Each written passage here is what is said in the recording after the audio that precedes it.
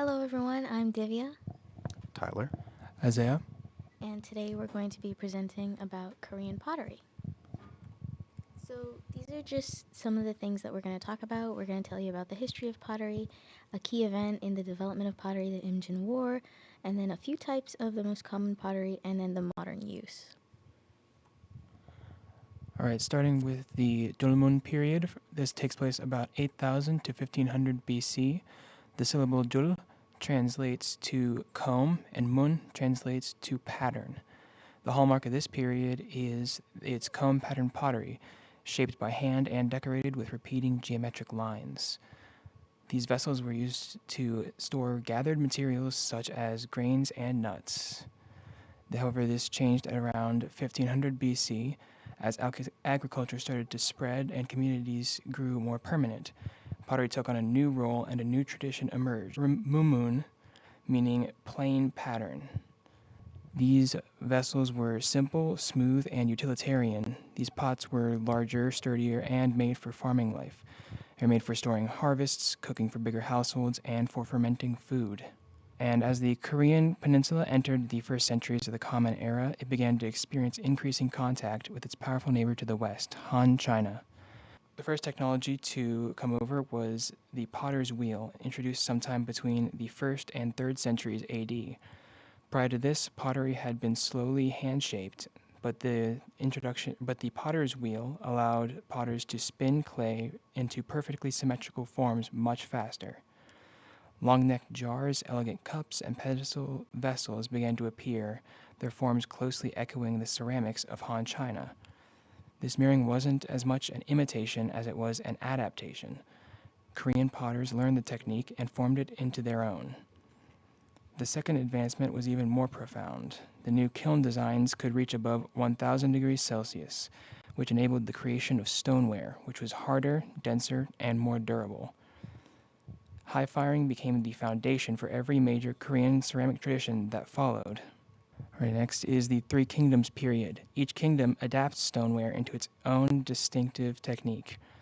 Goguryeo favored practicality, creating robust, functional, and utilitarian vessels with thick walls that were built to withstand daily use in a militarized and expansive society.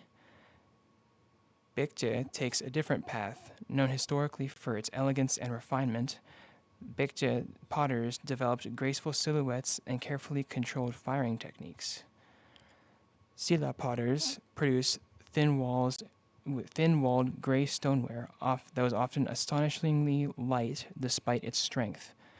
This period also sees the rise of mounted vessels, figurative forms, and hollow sculptural pieces, including the iconic horse-shaped and warrior-shaped pottery from this time. Underlying all of this innovation is the rapid improvement of kiln technology. Potters are able to control heat more evenly, reach higher temperatures more reliably, and experiment with atmospheres inside the kilns. These advances quietly lay the groundwork for the emergence of Celadon in the centuries to come.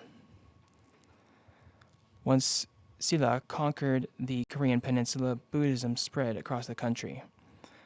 This greatly affected the world of ceramics and pottery, as the rise of Buddhist practices created a new practical need in urns for cremation. These were specifically designed to hold the ashes of monks, nobles, and later the common people who adopted the faith. Their surfaces are filled with Buddhist imagery such as lotus buds, lotus flowers, and floating cloud motifs. This era also brought technological change. During this era, Korean potters adopted a powerful new firing structure from China, the climbing kiln, known locally as Dongyo or Gulgama. Built along a hillside like a long, rising tunnel, this kiln used natural terrain to create a powerful upward draft. As heat traveled upward through its chambers, potters could achieve temperatures of over 1000 degrees Celsius, far higher and more consistent than earlier kiln designs. The climbing kiln allowed for stronger, more refined ceramics. It supported larger batches, more uniform glazes, and the high-fired wares I discussed earlier. A significant event that affected Korea and also the potters that were within the Korean peninsula is the Imjin War, conducted in 1592 and 1598 by the leader of feudal Japan, Toyotomi Hideyoshi, who invaded through Choson, Korea in 1592. The Korea was two subsequent invasions into the Korean peninsula conducted by the Japanese forces, once during 1592 through 1596, and a second following it from 1597 to 1598. The second one, called Junkyu Jeram. There were a total estimated of 500,000 combatants, concluding of cavalry, footmen, naval, all from China, Korea, and Japan, with an estimated casualty rate of 20% of the Korean peninsula's population, which in today's estimation would be around 2 million people of soldiers and civilians. Additionally, there was an abduction of 100,000 Koreans as slaves, which included craftspeople and scholars. These were brought over to Japan to enrich the socioeconomic decline that was experienced in that nation due to the strained relations between China and Korea from subsequent wars and invasions. This war came to an end with the Battle of Noryang, conducted by the naval forces of Joseon Kingdom with Ming Dynasty support against Japan. Following those abductions, skilled artisans such as potters were targeted due to demand for Joseon ceramics that were well known at the time, such as the Joseon tea bowls and the white porcelain ceramics that were brought in from China, and later Korean potters were able to learn these skills to create them. Within Japan, the development of Korean potter villages were created for the safekeeping of skills and techniques of potters that were brought from Korea. Such villages were Goricho, Ne Shirogawa, and the Nabashime Kiln Village in Imari, Okawachiyama. Such villages quickly proliferated and were able to continue their practices of creating pots and slowly gain more self-governance within the people that were abducted. And such well-known individuals became shoya, a village head. Two of them are Yi Sempyeong, who discovered a white clay mine within local Japan, was quickly able to develop it and create porcelain products, as well as Baek Ping-gyu, who established a well-known kiln and quickly outproduced around 50 potters that became renowned even more for their skill and craftsmanship. Finally, with the aftermath of Korea from the Imjin War, throughout the war, destruction and disappearances of ceramics were prolific, and with the nation in dire straits, it was found that in 1601, inferior brass vessels were used for royal rituals, resulting in the proposal for swapping additionally silverware with porcelain when hosting Chinese emissaries. Due to the decline of valuable resources within the royal treasury, a decline in production began due to the economic hardship that was affecting the nation, and the lack of pigment importation that was occurring from China. This pigment was used typically for the blue hues known in the blue-white porcelains. Additionally, with the poor treatment of government kiln potters, resulting from poor pay, high demand, and lack of supplies, there was later an increase of production for porcelain with an underglaze of iron, baekje, resulting in potters later on, whether employed by government kiln or local artisans, were struggling from the drastic socioeconomic change from the wars that was occurring throughout this period. Okay, now that we've talked a little bit about the history, we're going to go ahead and present about some of the most common types.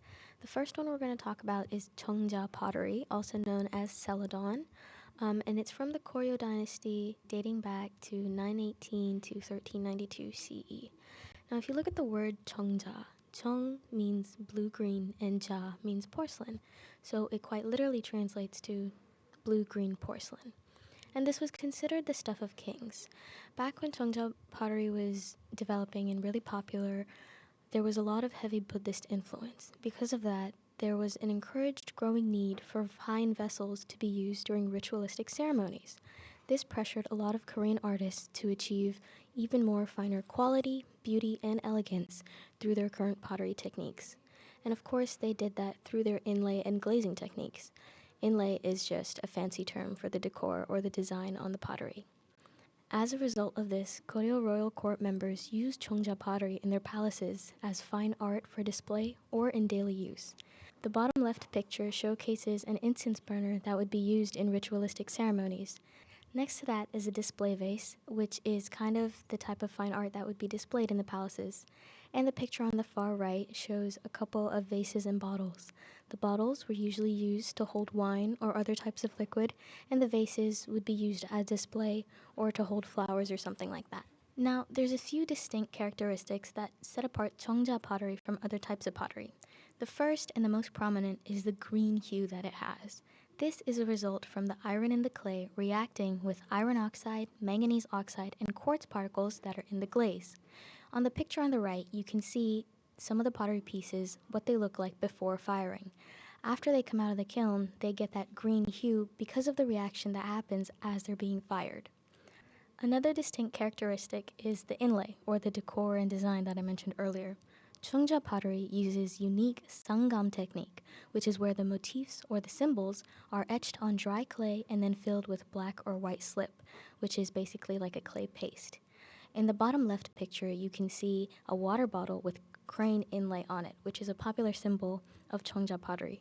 Next to it is a footed cup or a jopsik, which also has inlay of peonies on it. Now, speaking of symbols and motifs, some of the most common symbols in Cheongja pottery are usually flowers or animals.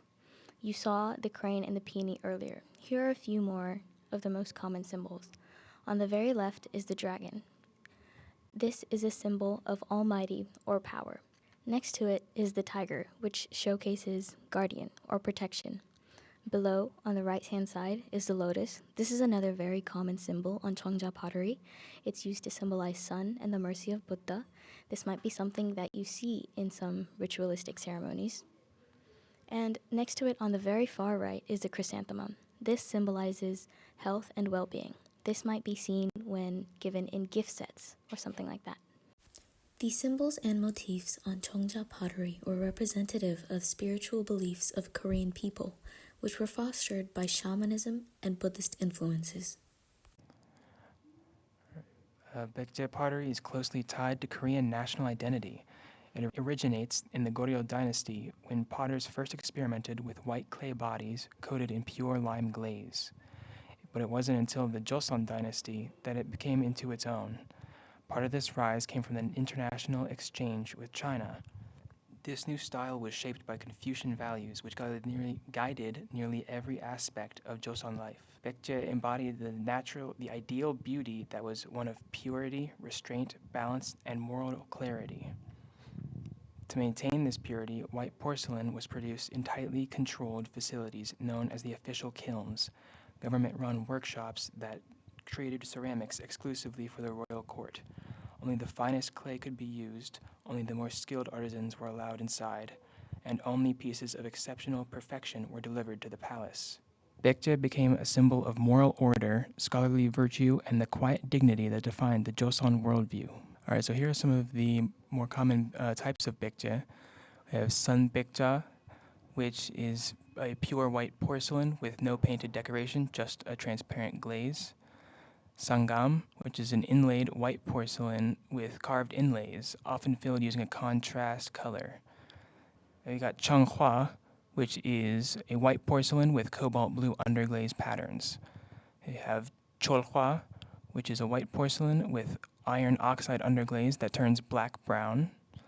And Donghua, which is a white porcelain with copper oxide underglaze that turns red. Another form of pottery is Bushong pottery, proliferated in the Joseon dynasty. Bushong, quite literally meaning white slipped stoneware, is stoneware formed from iron-rich clay and then coated in a white slip. As discussed earlier, is a kind of pottery paste. The steps to create Bushong pottery begin in the bisque fired process, followed by the transparent glaze that is then applied onto the solidified ceramic and then fired into a reduction or semi-oxidized state, then finally followed into a white slip that is then either applied onto a gray, dark gray, or pale blue semi-transparent glazed ceramic. This Bushong pottery is typically used by royalty and government officials during ceremonies or for drinking vessels. One such vessel is the elephant-shaped official vessel with the tortoise motif as shown in the left-hand side. And another drinking vessel is the barrel-shaped bottle with peony motifs on the right-hand side.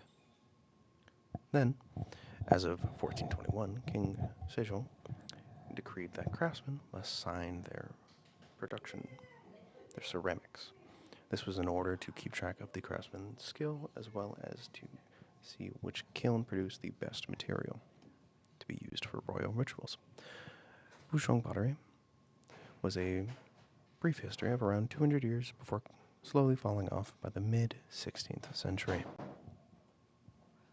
A few types of Bouchon pottery: sangom, which is inlaid pottery, as shown on the right-hand side, which have shapes inlaid with new motifs to decorate typically a large inlaid area.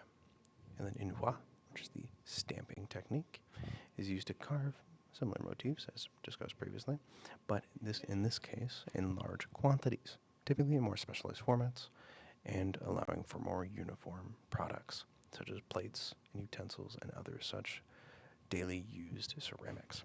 Another type is bunchong, which is for more expressive motifs, and this is effective at motifs with the application of white slip, and typically the reverse of sangam. And then finally, bakji is the application of white slip with a brush and then scraping out clay forming the design. The scraping of clay is typically to shade in a darker area, as shown in the right-hand image, for shapes, designs, and as well as some animals, in this case a little crane in the bottom. A few other types are the jowa, or the soma, meaning incised or lined in daglo. This is typically with motifs with incised lines around the ceramic. These are more delicate and also thinner lines, as shown in the fish vessel, followed by the chulhua, which is the underglaze iron brown, brush painted design, typically with a red clay containing iron, so when fired in the kiln, oxidizes and quickly becomes a brownish red color to add some flair to the ceramic. Finally, the dumbyong, which is the dipping into the white slip to coat the inside and outside of the vessel. Due to it being a more dipping process, the potter will hold the vessel at the bottom typically, and in the bottoms of such pieces being uncovered and having a more darker hue from the natural clay. So that was some of the most common types of Korean pottery. Now we're going to do a little comparison across cultures, specifically Chinese pottery versus Korean and Japanese pottery. So Chinese pottery usually represents luxurious living. They showcase a lot of large pieces with a lot of glitter and shine. Korean pottery we went over quite a bit just now, but they usually showcase simplicity and naturalness. Japanese pottery, on the other hand, showcases samurai life and an aesthetic of wabi-sabi, which is finding beauty in incompleteness and imperfection. Chinese pottery usually is characterized by jar-shaped pieces with asymmetric elements, and a really common piece, also mentioned earlier, is blue and white porcelain, which is made from kaolin clay and has a blue underglaze. What's really unique about this porcelain is that the aluminum that comes from the kaolin clay raises temperatures in the kiln as it's being fired and reduces the breakage rate of those pottery pieces. In Korea, a lot of the pieces are lobed and pear-shaped with twisted rope handles. This is actually a type of pottery style that was transferred from China but modified to have more Korean context. Korean pottery pieces also have a lot of Buddhist motifs to reflect the religious and cultural symbolism. This is kind of similar to the symbols we talked about earlier and includes a lot of lotuses, cranes, clouds, etc. Japanese pottery, a really historically significant style, is shoko imari pottery. It's a really porous and easily breakable pottery, which has quite a few subtypes. The kokotani pottery, which is characterized by bold designs and vibrant colors. Kakiemon, which is asymmetrical pieces and motifs with translucent colors. And imari, which is characterized by a lot of freehand designs and darker color palettes. Now, when it comes to firing in kilns, each country differs as well. China uses a high fire kiln, which is meant to make durable and refined pottery pieces and also give them an olive green colored hue. and these fires can go above 1250 to 1300 degrees Celsius, which is almost 2000 to 5000 degrees Fahrenheit. Korea uses low oxygen kilns, which are meant to enhance the inlay and give that blue-green shade to the pottery pieces. Japan uses something called the noborigama, which was mentioned in a picture at the very beginning, but it's a multi-chamber kiln built on a slope that is meant to increase precision during firing. These are a few pictures. Up in the top left, you can see are pictures of Chinese porcelain. You can see the classic blue and white as well as the following large pieces with a lot of glitter and shine. Right next to it are a collection of the Shoko Imari pottery that I talked about. On the top is Japanese kokotani bowl. You can see the bold colors and the vibrant design. Right next to it is a kakiemon bottle. You can see how asymmetric it is, and it has a little bit more translucency. And right under is some imari tableware. You can see all of it, especially in the center, is freehand design, and it uses a lot of darker color palettes. Now on the bottom left, you can see some examples of the more Korean style pottery. You can see the classic pear shape in that bottle right there, along with the twisted rope handle, and right next to it, a lobe-shaped vase. Now, when it comes to modern day pottery, a lot of the pieces aren't really used for functionality. They're more used as display in art museums or home decor. However, contemporary artists nowadays are striving to preserve the spirit of traditional Korean pottery by keeping the same materials, techniques, or drawing from their philosophies. Here are a few examples. In the center, with artist Lee Kang-hyo, the Buncheong landscape keeps traditional wheel and kiln techniques to make a large-scale performance-based art piece. Right next to it on the right-hand side, Yoon Kwang-cho and the Heart Sutra draws on the symbolism of pottery and incorporates ancient rock carvings to draw on philosophy. And on the bottom left, Young Jae-ri and the spindle vase draws on the geometric inspiration from classical moon jars, which were used as storage or decor pieces. That was the end of our Korean pottery presentation, but here are a few discussion questions to help you think deeper about Korean pottery. Number 1. How was the Imjin War significant to the development of Korean pottery? In your opinion, how did the impacts from the Imjin War affect the development and the popularity rise of Korean pottery? Number 2. In what ways do traditional Korean pottery forms continue to influence daily life and cultural identity in modern Korea? In your opinion, how do we still see philosophies, techniques, or any aspects of traditional Korean pottery in today's day and time? Thank you so much for listening. This was our presentation on Korean pottery. Finally, here are a few of our references. Thank you once again for listening to this piece on Korean pottery.